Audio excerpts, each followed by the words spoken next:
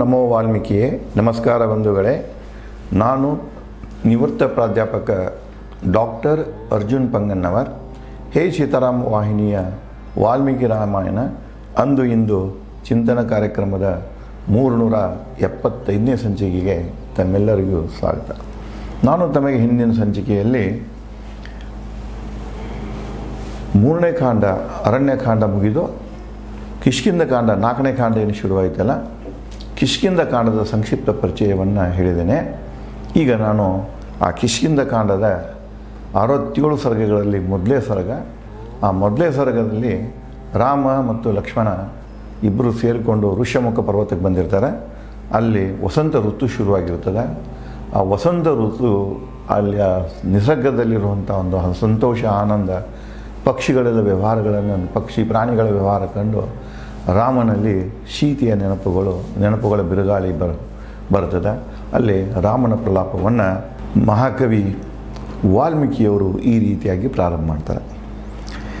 ಕಮಲ ಸರೋವರ ಹತ್ತಿರ ಬಂದ ಲಕ್ಷ್ಮಣ ಜೊತೆ ರಾಮ ಕಂಡ ದೃಶ್ಯ ಕದಳಿತು ಭಾವನೆ, ಶಾಂತ ಸರೋವರದಲ್ಲಿ ಮೀನುಗಳ ಚೆಲ್ಲಾಟದಂತೆ.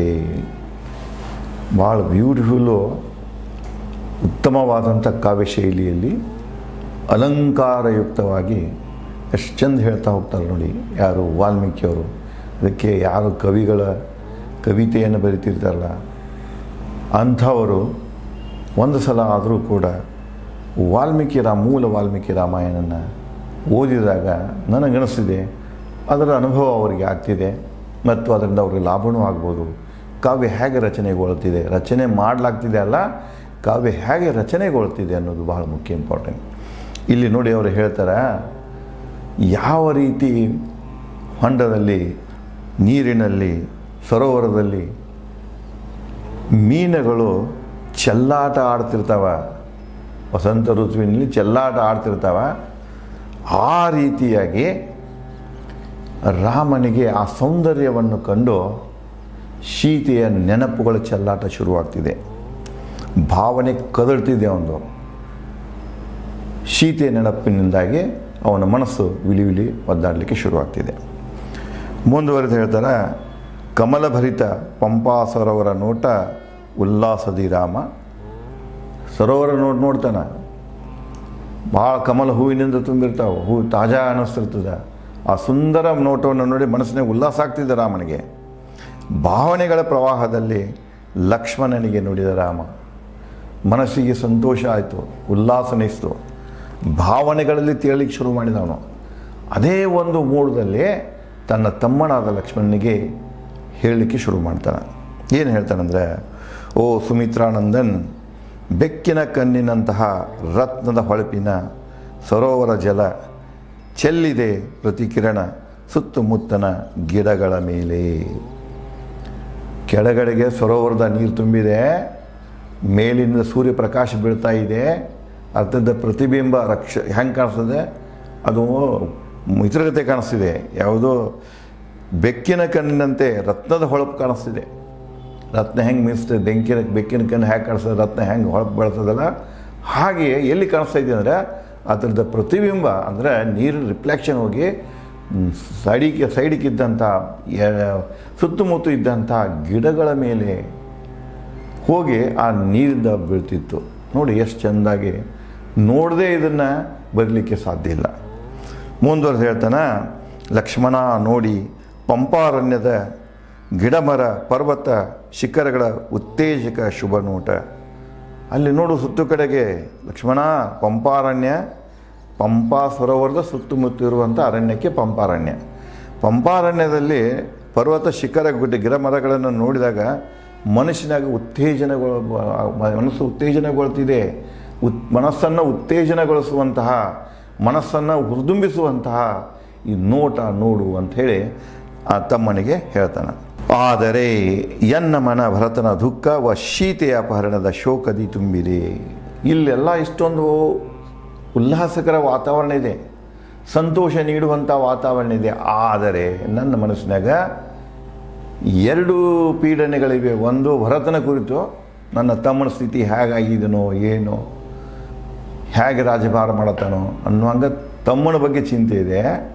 ಅದರಂತೆ ಮತ್ತೊಂದು ಚಿಂತೆ, ಸೀತೆ ಅಪಹರಣ ಆಗಿ ಹೋಗ್ಯಾಳ, ಸೀತೆ ಸ್ಥಿತಿ ಏನೇ ಆಗಿರಬೇಕು, ಎಲ್ಲಿರಬೇಕು ಸೀತೆ ಅಂತ ಈ ಎರಡು ಚಿಂತೆಗಳು ನನ್ನನ್ನು ಕಾಡ್ತಾ ಇವೆ ಅಂತ ಹೇಳ್ತಾನೆ. ಅಂದ್ರೆ ಸುಖದ ಮಧ್ಯೆಯೂ ಮನಸ್ಸಿನಾಗ ಏನಾದರೂ ದುಃಖದ ಕಿಡಿಗಳು, ದುಃಖದ ಸಣ್ಣ ಅಲೆಗಳು ಇದ್ದು ಅಂದ್ರೆ ಆ ಎಷ್ಟೇ ಸಂತೋಷ, ಎಷ್ಟೇ ಉಲ್ಲಾಸಕರ ವಾತಾವರಣ ಇದ್ದರೂ ಕೂಡ ಮನಸ್ಸು ನೆಮ್ಮದಿಯನ್ನು ಪಡೆಯುವುದಿಲ್ಲ. ಮುಂದುವರೆದು ಹೇಳ್ತಾನೆ, ಎನ್ನ ಮನ ಅಶಾಂತವಿದ್ದರೂ ಈ ನಿರ್ಮಲ ಸರೋವರ ಶೀತಲ ಜಲ ಹರಡಿದ ವಿಭಿನ್ನ ಹೂ ಅರಣ್ಯ ಮನಕ್ಕೆ ಮುದ ನೀಡಿದೆ. ನೋಡಿ ಕವಿ ಅಲ್ಲೇ ಹೆಂಗೆ ಹೇಳ್ತಾನೆ, ಇಷ್ಟಿದ್ರೂ ಕೂಡ ಮನುಷ್ಯನಾಗ ದುಃಖ ಇದ್ದರೂ ಕೂಡ ಈ ಹೊರಗಿನ ಏನು ಸೌಂದರ್ಯ ಇದೆಯಲ್ಲ, ನಿಸರ್ಗದ ಸೌಂದರ್ಯ ಏನಿದೆ, ವಸಂತ ಋತುವಿನ ಪ್ರಭಾವ ಏನಿದೆಯಲ್ಲ, ಅದು ಇಂಥ ದುಃಖದ ಮನಸ್ಸಿಗೂ ಕೂಡ ಏನಾಗ್ತಾ ಇದೆ, ಮದ ನೀಡ್ತಾ ಇದೆ. ಸರ್ಪ, ಆನೆ, ಜಿಂಕೆ, ಹಕ್ಕಿಗಳ ಹಿಂಡು ಇದ್ದರೂ ಕಮಲ ಹಾರಗಳ ಮಧ್ಯೆ ಸರೋವರ ಬೀರುತ್ತಿದೆ ಶಾಂತ ನೋಟ. ಒಂದು ಕಡೆಯಿಂದ ಹಾವುಗಳದ ಪ್ರಭಾವ ಇದೆ, ಆನೆಗಳಿವೆ, ಜಿಂಕೆಗಳಿವೆ, ಹಕ್ಕಿ ಹಿಂಡಾಗಿ ಹಾರಾಡ್ತಾ ಇವೆ. ಕಮಲ ಹೂವು ನೋಡಬೇಕಾದ್ರೆ ಅದು ಕಮಲ ಹೂವಿನ ಹಾರಗತೆ ಕಾಣಿಸ್ತಾ ಇದೆ. ಇವುಗಳ ಮಧ್ಯೆ ಸರೋವರದಲ್ಲಿ ಶಾಂತ ನೋಟ ಇದೆ. ಎಷ್ಟು ನಿರ್ಮಲವಾಗಿ, ಎಷ್ಟು ಶಾಂತವಾಗಿ ಕಾಣಿಸ್ತಾ ಇದೆ, ಟ್ರ್ಯಾಂಕ್ವಿಲಿಟಿ ಇದೆ ಅಂತ ಹೇಳ್ತಾನೆ. ತುಂಬಿ ವಿಭಿನ್ನ ಗಿಡ, ಹೂ, ಹಾಸಿಗೆ, ಹುಲ್ಲುಗಾವಲುಗಳಿಂದ ಸರೋವರ ನೀಲಿ ಹಳದಿ ಬಣ್ಣಗಳಿಂದ ಕಂಗೊಳಿಸುತ್ತಿದೆ. ಸರೋವರದಾಗ ಏನಿದೆ, ನೀಲಿ ಹಳದಿ ಬಣ್ಣಗಳಿಂದ ಕಂಗೊಳಿಸ್ತಾ ಇದೆ. ಅದರ ಸುತ್ತಮುತ್ತ ಏನಿದೆಯಪ್ಪ ಅಂದರೆ ಗಿಡ, ಹೂ, ಬಳ್ಳಿಗಳಿಂದ ಮತ್ತು ಹುಲ್ಲಿನ ಪ್ರದೇಶದಿಂದ, ಹುಲ್ಲುಗಾವಲದಿಂದ ತುಂಬಿ ಸೌಂದರ್ಯ ಏನಾಗ್ತಾ ಇದೆ, ಹೊಳಿತಾ ಇದೆ ಅಂತ ಹೇಳ್ತಾನೆ. ಮುಂದುವರೆದು, ಎಲ್ಲೆಲ್ಲೂ ಗಿಡಗಳ ಮೇಲ್ತುದಿ ಟೊಂಗೆಗಳು ಹೂಗಳಿಂದ ತುಂಬಿ ಅಪ್ಪಿಕೊಳ್ಳಲು ಬಯಸುವವು ಆಹ್ವಾನಿಸುತ್ತಿದೆ. ಅಲ್ಲಿ ಹೆಂಗೆ ಕವಿ ಕಾಣಿಸುತ್ತೆ ಅಂದರೆ, ಗಿಡದಾಗ ಏನೋ ಟೊಂಗಿ ತುಂಬ ಎಲ್ಲ ಹೂ ಆಗಿರ್ತಾವಲ್ಲ, ಹೂ ಬಿಟ್ಟಿರ್ತದಲ್ಲ, ಕೆಲವೊಂದು ನೋಡ್ತಿರ್ಬೇಕು ನಾವು. ಈ ವಸಂತ ಋತು ಶುರುವಾದಾಗ ಮುತ್ತುಗದ ಗಿಡ ನೋಡ್ರಿ, ಎಲ್ಲಿಯೂ ನಿಮಗೆ ಒಂದು ಎಲೆ ಸಿಗೋದಿಲ್ಲ. ಪ್ರತಿ ಸಣ್ಣ ದೊಡ್ಡ ಟೊಂಗಿ ಎಲ್ಲ ಕೂಡಿ ಹೂವಿನಿಂದ ತುಂಬಿರ್ತದೆ. ಆ ರೀತಿಯಾಗಿ ತುಂಬಿದಂಥ ಹೂವುಗಳಿಂದ ತುಂಬಿದಂಥ ಗಿಡಗಳು ಹೂವಿನ ವಜ್ಜಕ್ಕೆ ಬಾಗ್ತಿರ್ತಾವೆ.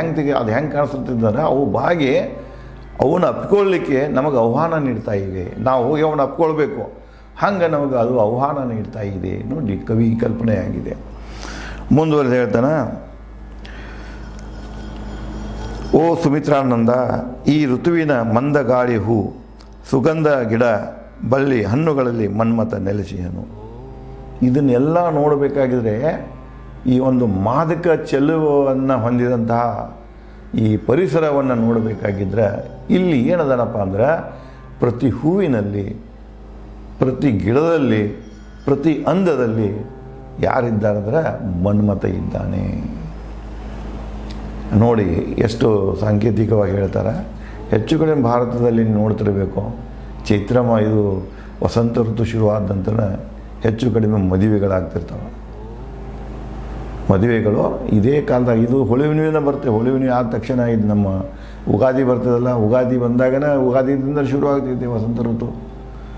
ಇದೇ ಒಂದು ಸಂದರ್ಭದಲ್ಲಿ ಮದುವೆಗಳಾಗ್ತದೆ. ಮತ್ತು ಹಿಂದೆ ನಾನು ತಮಗೆ ಹೇಳಿದ್ದೀನಿ, ಬಾಲಕಾಂಡದಲ್ಲಿ ಅಂಗ ಪ್ರದೇಶ ಹೇಗೆ ಬತ್ತು, ಮನ್ಮಥ ಮತ್ತು ರತಿಯರ ಮನ್ಮಥನನ್ನು ಶಿವ ಯಾವ ರೀತಿ ಸುಟ್ಟು ಬಸ್ ಮಾಡ್ತಾನೆ, ಹೊಳೆ ಕೇಳಿದಾಗ ಇದನ್ನು ಮಾಡಿಕೊಂಡು ಅವಾಗ ಅವನು ಹೇಳ್ತಾನೆ, ಈ ಋತುಗಳಲ್ಲಿನ ನಿಮ್ಮ ಅಂದರೆ ಅವ್ರದ್ದು ಅಂಗ ಇಲ್ಲ, ಅವರು ಎಲ್ಲ ಪ್ರತಿಯೊಂದು ಹೂ, ಬಳ್ಳಿ, ಗಿಡ ಇದೇನೇ ಸೌಂದರ್ಯದಾಗ ಏನು ಒಂದು ಮಾದಕತೆ ಏನೇನು ಹುಟ್ಟಿಸ್ತಿದೆ, ಅದರಲ್ಲಿ ಮನ್ಮಥ ಇರ್ತಾನೆ ಅಂತ ಅವಾಗ ಯಾರು ಶಿವ ಅವನಿಗೆ ಹೇಳ್ತಾನೆ, ಆಶೀರ್ವಾದ ಕೊಟ್ಟಿರ್ತಾನೆ. ಆ ರೀತಿಯಾಗಿ ಇಲ್ಲಿ ರಾಮ ಅದನ್ನು ನೆನಪಿಸಿಕೊಂಡು ಹೇಳ್ತಾನೆ, ಇಲ್ಲಿ ಪ್ರತಿಯೊಂದು ಏನು ಮಾದಕತೆ ಕಾಣಿಸ್ತಾ ಇದೆ ಪ್ರತಿಯೊಂದರಲ್ಲಿ, ಆ ಮಾದಕತೆ ಯಾರಂದ್ರೆ ಅಲ್ಲೇ ಮನ್ಮಥ ಇದ್ದಾನೆ.